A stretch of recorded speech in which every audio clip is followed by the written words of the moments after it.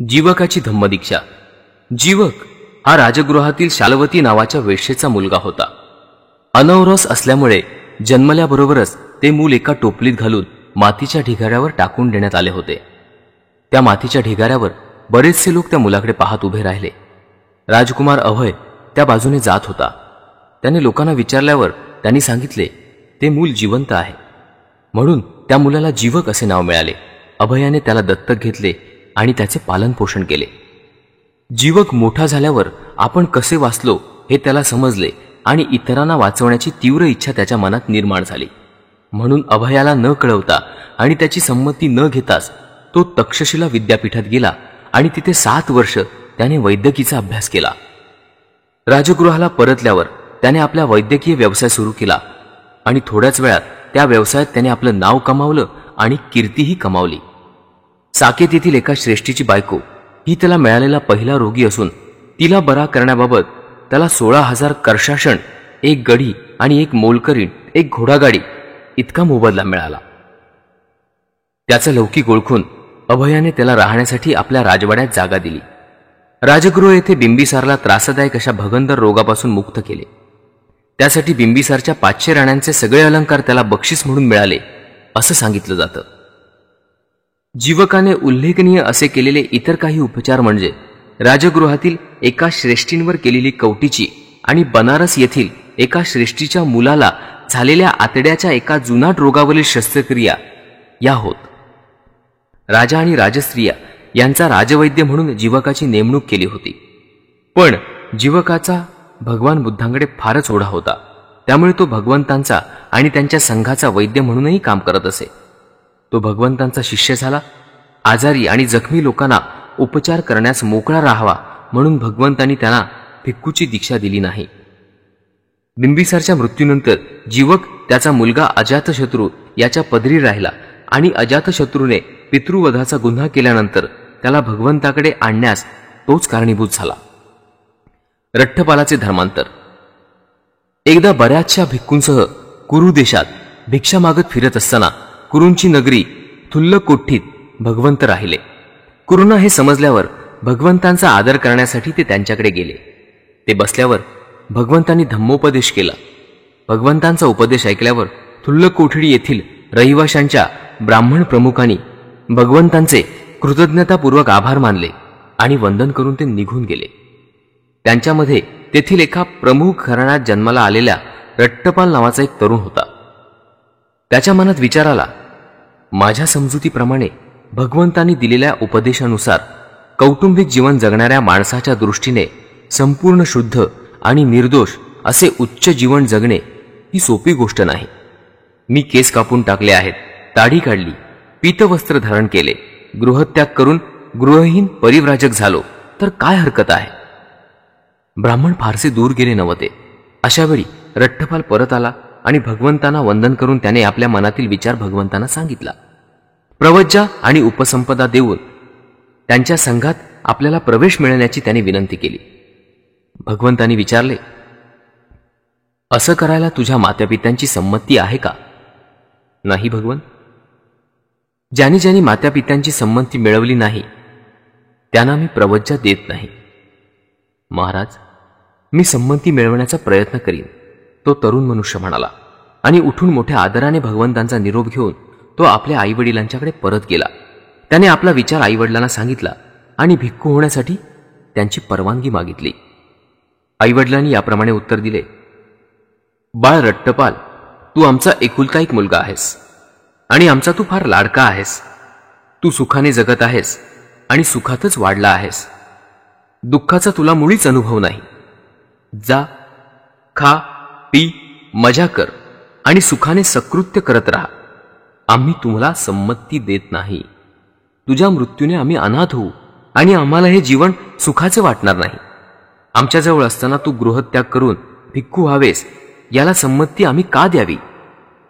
दुसऱ्यांदा आणि पुन्हा तिसऱ्यांदा रठ्ठपालने तीच विनंती केली आणि त्याच्या आईवडिलांनी ती पुन्हा नाकारली. आईवडिलांची संमती न मिळाल्यामुळे त्या तरुणाने उघड्या जमिनीवर लोळण घेतली आणि एकतर मी इथेच प्राण देईन नाहीतर भिक्खू होईन असं त्यांना स्पष्टपणे सांगितलं. त्याला भिक्खू होण्यास विरोध दर्शवित त्याचे आईवडील उठून विनवणी करू लागले. पण तो तरुण मनुष्य एकही शब्द बोलला नाही. त्याला पुन्हा 2-3दा विनवणी केली, पण तरीही एकही शब्द बोलला नाही. म्हणून रठ्ठपालाच्या आईवडिलांनी त्यांच्या मित्रांना भेटून सगळी हकीकत सांगितली आणि त्यांनी त्याला जे सांगितलं होतं तेच आग्रहपूर्वक त्याला सांगण्यास विनंती केली.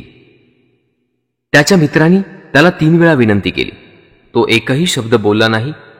तेव्हा त्याचे मित्र त्याच्या आईवडिलांकडे आले आणि म्हणाले, तिथेच उघड्या जमिनीवर पडून तो सांगतो आहे की मी एकतर मरून जाईन नाहीतर भिक्खू होईन. जर तुम्ही त्याला संमती दिली नाही तर तो कधीही जिवंत उठणार नाही.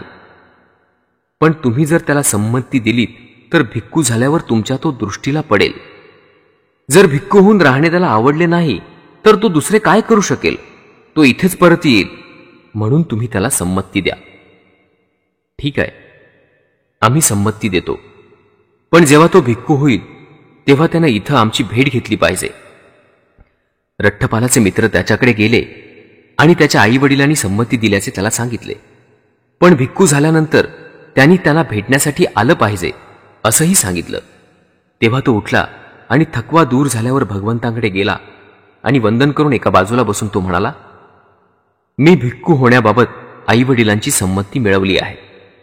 मला संघात प्रवेश द्यावा अशी भगवंतांना माझी विनंती आहे. भगवंतांच्या संघात त्याला प्रवेश देण्यात आला. थुल्लकुठ्ठीत येथे आवश्यक तितके दिवस राहून 15व्यानंतर भगवान बुद्ध भिक्षा यात्रेसाठी श्रावस्तीला जायला निघाले आणि त्या ठिकाणी अनाथ पिंडकाच्या सुखदायी जेतवनात त्यांनी वस्ती केली. ज्या आदर्शांच्या शोधासाठी तरुण लोक गृहत्याग करून गृहहीन भिक्खू होतात, तो उपरतींच्या जीवनाचा सर्वश्रेष्ठ आदर्श भिक्खू रठ्ठपालाला एकांतवास, कष्ट, दृढता आणि निस्वार्थ यांनी परिपूर्ण असे जीवन जगल्यावर लवकरच मिळाला. नंतर तो भगवंतांकडे गेला आणि वंदन केल्यावर एका बाजूला बसून म्हणाला, भगवंतांच्या आज्ञेने आईवडिलांना भेटायला जाण्याची माझी इच्छा आहे. रठ्ठपालाच्या मनातील विचारांची आपल्या मनात बारकाईने तपासणी करून आणि आपल्याला मिळालेल्या शिक्षणाचा त्याग करून सामान्य माणसाचे खालच्या पातळीवरील जीवन जगण्याची इच्छा त्याला होणार नाही हे ओळखून भगवंतांनी त्याला केव्हाही जाण्याची अनुज्ञा दिली. तेव्हा उठून अत्यंत आदराने भगवंतांचा त्याने निरोप घेतला. आपला बिछाना बाजूला ठेवून आपले चिवर, भिक्षापात्र घेतले आणि भिक्षा यात्रेसाठी तो थुल्लकुठ्ठीत येथे गेला. त्या ठिकाणी त्याने कुरु राजाच्या मृगवनात वस्ती केली. दुसऱ्या दिवशी सकाळी लवकरच चिवर वस्त्र परिधान केले आणि भिक्षापात्र घेऊन तो भिक्षेसाठी नगरीत गेला आणि तिथे भेदभाव न करता घरोघर फिरत असताना तो आपल्याच वडिलांच्या घरी आला. त्याचे वडील घरातील दिवाणखान्यात आपले केस विंचरत होते. त्यांनी रठ्ठपालाला दुरून येतानाच पाहिले आणि म्हणाले, या वैराग्याच्या कारट्यानेच माझ्या एकुलत्या एक लाडक्या मुलाला भिक्खू करून टाकले आहे. याप्रमाणे स्वतःच्या वडिलांच्या घरी रठ्ठपालाला काहीही मिळाले नाही. नुसता नकार तर नाहीच, पण शिव्या मात्र मिळाल्या. त्याचवेळी घरातील एक दासी आदल्या दिवशीचा शिळा भात फेकून देण्याच्या बेतात होती. तेव्हा रठ्ठपाल तिला म्हणाला, ताई, ते जर टाकून देणार असशील तर माझ्या पात्रात घाल.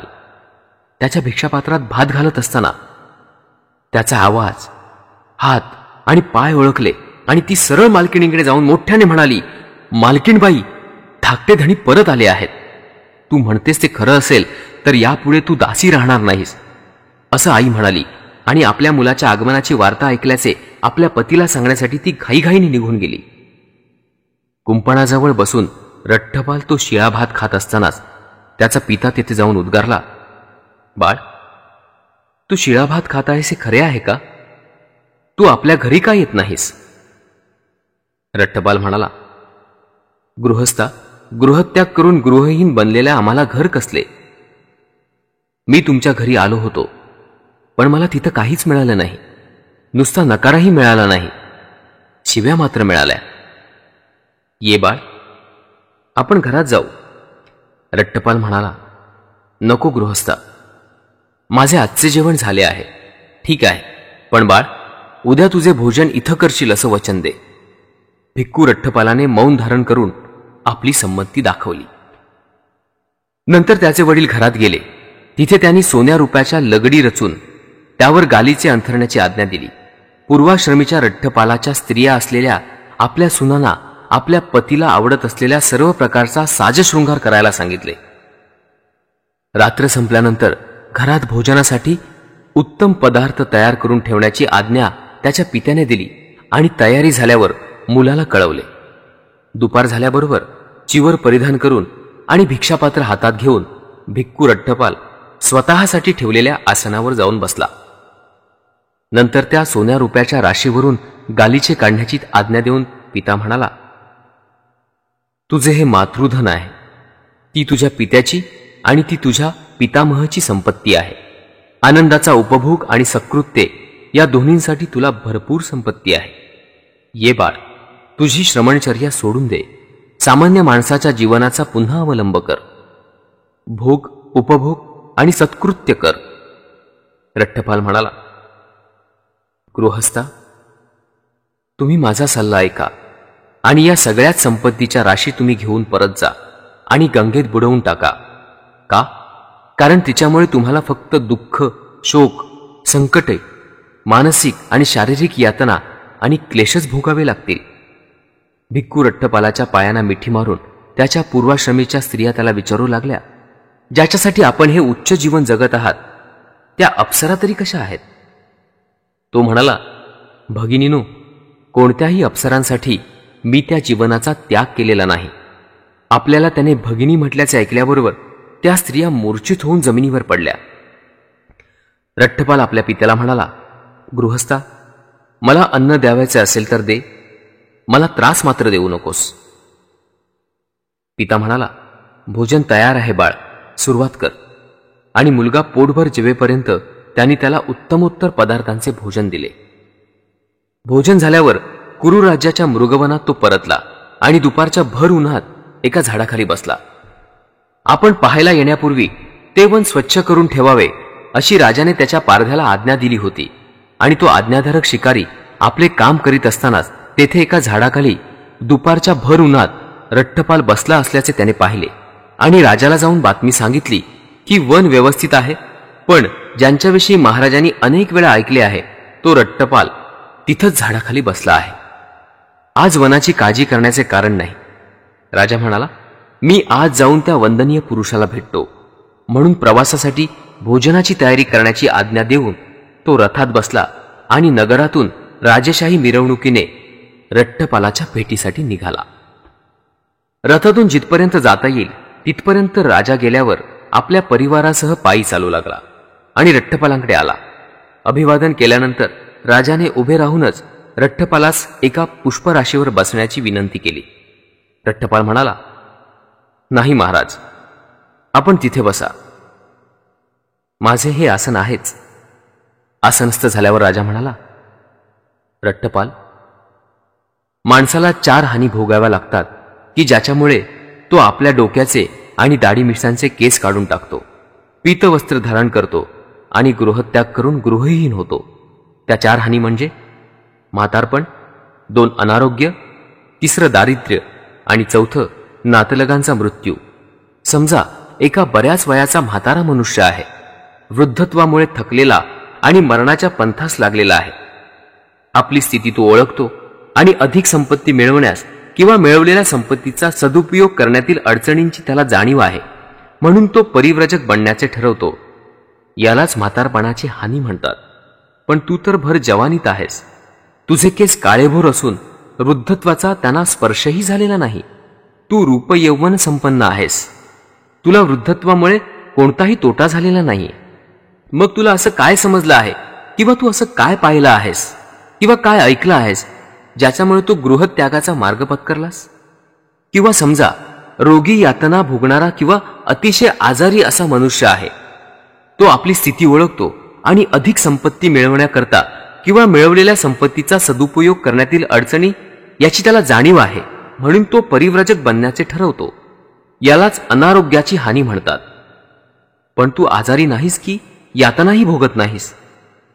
तुझ्या नेमस्थ प्रकृतीमुळे तुझी पचनशक्ती चांगली राहिली आहे, म्हणून अनारोग्यामुळे जो तोटा होतो तसा तुझा झालेला नाहीये.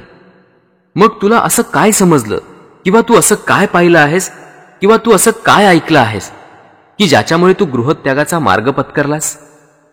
किंवा तिसऱ्या एका माणसाचं उदाहरण घेऊ. श्रीमंत आणि वैभवशाली झाल्यानंतर आणि क्रमाक्रमाने ते वैभव गमावल्यानंतर तो आपली स्थिती ओळखतो आणि संपत्ती मिळवण्यातील किंवा मिळवलेल्या संपत्तीचा सदुपयोग करण्यातील अडचणींची त्याला जाणीव होते, म्हणून तो परिव्राजक होण्याचे ठरवतो. याला नातलगांच्या मृत्यूमुळे झालेला तोटा म्हणतात. पण तुला तर मित्र आणि नातलग खूप आहेत. नातलगांच्या मृत्यूमुळे तो तोटा होतो असा तुझा तोटा झालेला नाही.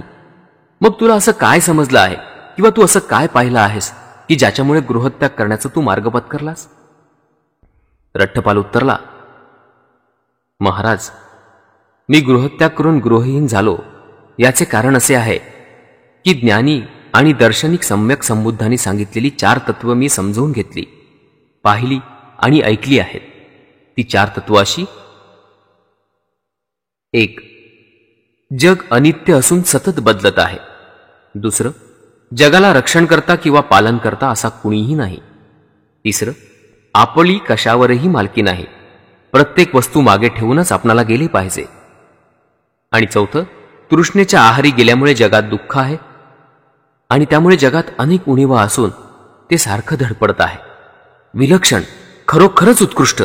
राजा उद्गारला, भगवंतांनी सांगितले ते किती बरोबर आहे.